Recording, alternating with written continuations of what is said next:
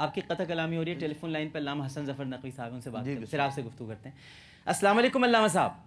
جی وعلیکم السلام عامر صاحب۔ مزاج گرامی بخیر، آپ تو بہت مصروف ہوں گے۔ اور جی میں اصل میں عامر بھائی آپ کی قطع کلامی کر کے ایک جملہ کہنا چاہ رہا ہوں جی کہ میں مجالس سے آیا تھا اور ذرا سی مجھے فرصت ملی تھی تو اس میں نے آپ کا جو پروگرام دیکھا تھا ابھی کچھ دیر پہلے مغرب سے پہلے ذرا سا، جی اور جس طرح سے آپ نے اتفاق اور متفق علیہ روایات کی بات کی، میرا دل بہت خوش ہوا، اور ساتھ ہی ساتھ جو ہمارے منقبت خواہ حضرات تھے ان کے لیے میرے دل سے دعائیں نکل رہی تھیں، آپ کے لیے بھی ان کے لیے بھی، کہ آج یہی پیغام دینے کی ضرورت ہے، اور اگر آپ اجازت دیں گے مجھے تو میں بھی ایسی ہی روایت یہاں بیٹھے ہوئے علماء بھی اتفاق کریں گے وہ میں پیش کروں گا تاکہ آپ کا پیغام بھی پورے پاکستان کو اور جہاں جہاں آپ کا پروگرام دیکھا جا رہا ہے وہاں تک پہنچ جائے۔ بسم اللہ علامہ صاحب، بسم اللہ۔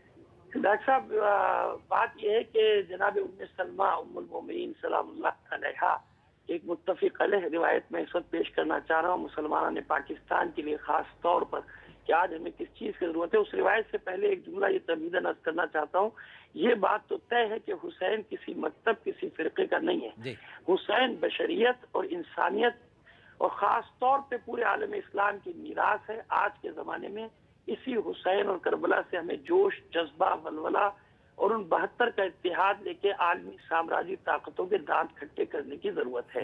اب آتا ہوں میں روایت کی طرف۔ جناب ام سلمہ سلام اللہ علیہا فرماتی ہیں کہ میں ایک روز اپنے حجرے میں تھی، خدا کے رسول صلی اللہ علیہ وآلہ وسلم تشریف لائے، حجرے میں تشریف لے گئے اور مجھ سے کہا کہ کسی کو اس حجرے میں اب آنے مت دیجیے گا۔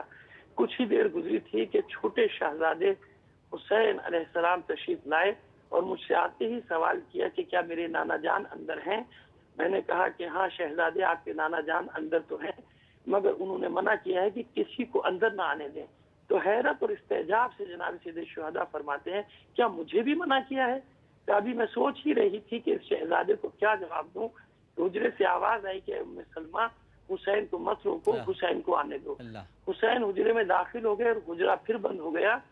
کچھ ہی دیر کے بعد مجھے حجرے سے گریے کی آواز آئی، اور اتنی بلند آواز سے رسول کے گریے کی آواز آئی کہ میں پریشان ہو گئی، اور میں نے باہر سے چلا کر کہا کہ خدا کے رسول اللہ رحم کرے، اللہ کرم کرے، کیا مشکل ہوئی، کیا مصیبت پیش آئی ہے؟ تو آپ نے مجھے کہا کہ ام سلمہ اندر آ جاؤ۔ جب میں حجرے میں گئی تو میں نے عجیب منظر دیکھا کہ حسین کو اپنے سینے پر لٹایا ہوا ہے اور زار و قطار رو رہے ہیں۔ تو مجھے بھی رونا آیا اور میں نے پوچھا کہ اس کی وجہ، کہا کہ جب حسین میرے پاس آیا تو فوراً ہی ملک بھی آیا، اور اس ملک نے آ کر مجھ سے سوال کیا کہ اے حبیب خدا کیا آپ کو اس حسین سے بہت محبت ہے؟ تو میں نے اس ملک کے جواب میں کہا کہ اللہ جانتا ہے کہ میں اپنے اس بچے کو کتنا عزیز رکھتا ہوں۔ تو ملک نے پھر مجھے بتایا کہ آپ کا یہی بچہ ایک روز 3 دن کا بھوکا پیاسا پشت گردن سے ذبح کر دیا جائے گا۔ اور واقعی کربلا بیان کرنا جب اس نے شروع کیا تو مجھ پر رقت طاری ہو گئی۔ اور اس کے بعد اب میں یہاں جو بات نقطے کی عرض کرنا چاہتا ہوں وہ روایت پوری کرتا ہوں بعد میں۔ یہی روایت آپ کی ولادت کے وقت بھی ہے اور جناب فاطمہ الزہرا صلی اللہ علیہ سے بھی۔ تو ایک بات تو سیرت رسول سے ثابت ہے کہ بار بار حسین کا ذکر کرنا اور بار بار رونا اور ملک کا بھی بار بار آنا اس بات کی دلیل ہے کہ اللہ چاہتا ہے کہ حسین کے ذکر کو زندہ رکھا جائے۔ اب اس کے بعد جب جناب پیغمبر ختم مرتبہ صلی اللہ علیہ وآلہ وسلم نے یہ فرماتے ہیں آگے کہ ملک نے مجھ سے پوچھا کہ کیا میں وہ زمین آپ کو دکھاؤں؟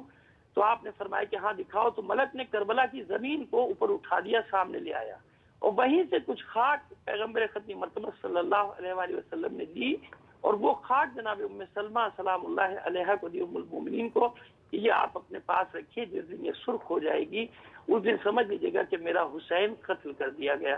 تو ہمیں یہاں یہ سمجھ میں آتا ہے کہ پہلے ذکر کرنے والا ملک تھا اور گریہ کرنے والے خدا کے رسول تھے، اور اب ذکر کرنے والے رسول بن گئے تھے، اور جناب فرماتی ہیں جناب ام سلمہ کے میری بھی روتے روتے ہچکیاں بن گئی۔ تو یہ ایک مسلمات میں سے ہے، اور شیخ عبدالعزیز محدث دہلوی اعلی اللہ مقامہ کی ہمیں کتابوں میں بھی اور ان کے بیانات میں بھی فتاوی عزیزیہ میں بھی یہ فتویٰ ملتا ہے کہ عاشور کے دن حسین کا ذکر کرنا۔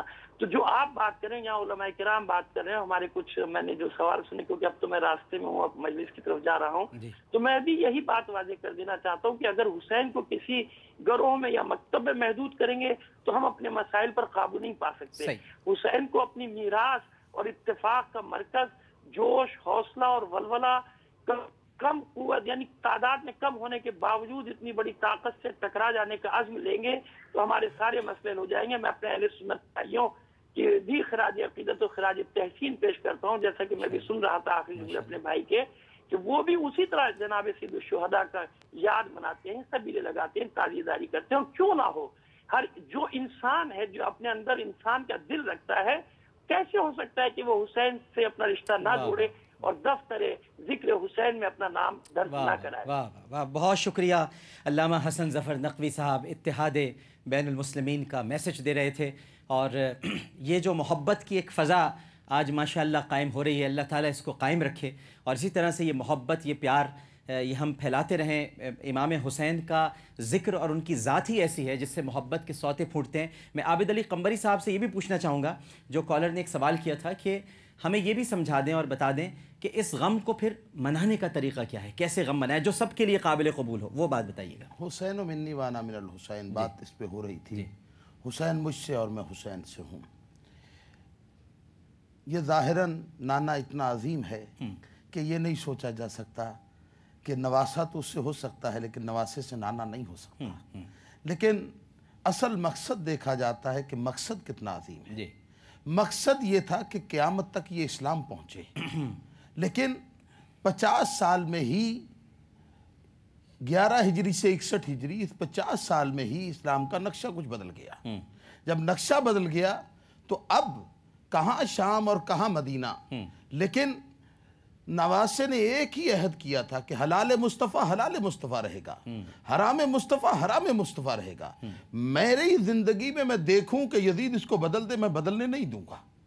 लिहाजा उस कुर्बानी पेश की और अपने घर वालों को सबको कुर्बान किया, सिर्फ इसीलिए कि ये हलाल मुस्तफ़ा रहे। तो 11 हिजरी से 61 हिजरी तक हुसैन मिन्नी, और 61 हिजरी से अब तक और क़यामत तक वाना मिनल हुसैन। सही बात।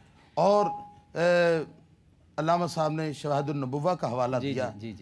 क्या खूबसूरत, अभी मुझे अहले सुन्नत की उस बात के हवाले से कि जो उन्होंने दलील दी है हुसैन मिन्नी पे, उन्होंने लिखा है साहिब शवाहिदुन नबुव्वा ने कि क्या ये सिर्फ कौलन है कि रसूल ने सिर्फ कहा, या इसे अमलन साबित किया कि वाकई हुसैन मुझसे है या मैं हुसैन से हूँ।